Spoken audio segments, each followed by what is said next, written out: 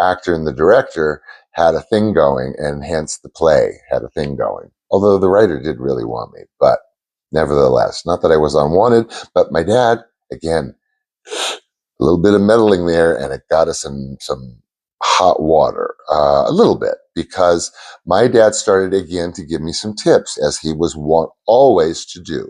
And in this situation, it was stage.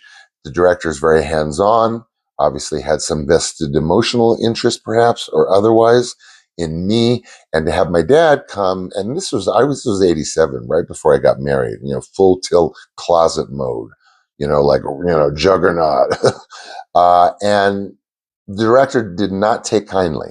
He noticed, I think, either some adjustment, maybe in a dialogue or two, or he just actually noticed what appeared to him, that my dad was giving me acting tips. And again, Miss Thing was just really very, very uptight about that, and did not go over well at all with anyone.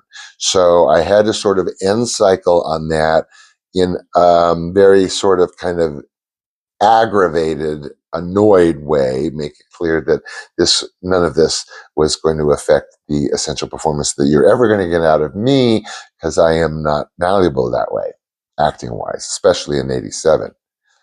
I'd been to a few rodeos by then. So I don't know, guys. It was touch and go. It was either awkward, not embarrassing, but definitely kind of awkward to have my dad there, especially when deep, deep down inside I knew that we didn't really kind of mesh in terms of our approaches to performing, both on stage and theatrically. It didn't mean that I did not agree with him. It's just that I did not agree with his approach. Maybe let's just put it like that. Maybe some of the exercises that one might use in a field, you don't particularly like those, or you don't go for those tools. You prefer a different kind of steel, something of that nature. It really is actually, believe it or not, comparable to that kind of a twist. So, like I said, it was good, it was bad, it was awkward, it was everything, it was nothing. But there you go, true preview. Those times when my dad was on set with me. Other times it would have been just sort of much more routine guardianship, enjoying the motel, in the middle of nowhere, or on a particular lot where he always knew somebody somewhere. Casting, usually. Okay.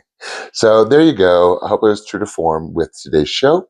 And that's really, in terms of remarkable moments with my dad and I on set, because I was hired, those would be pretty much them. I've done a show or 2 or 5 now about me being with him on his movies on location, both here in Los Angeles and out of state, and those were, I think, much more memorable. Certainly different takeaways, and I developed friendships like Linda Carter and other people that I would not otherwise have known. Marlon Brando, Jack Nicholson, Arthur Penn, the director. I could go on and on about the people that I knew and met, or met and knew, or ended up becoming acquaintances with, just by virtue of being with my dad on set. And boy, was there a lot of other drama that went on sometimes with my dad on set, but we won't go there. We'll leave that for another book, another show, whatever. Third book. Will I tell you guys? Okay. In the meantime, thank you for joining me. I'm always glad to be with you here, sharing your valuable time. And take good care of yourself until tomorrow. Same lineup. Nothing new, everything predictably unpredictable. And until then, I love you.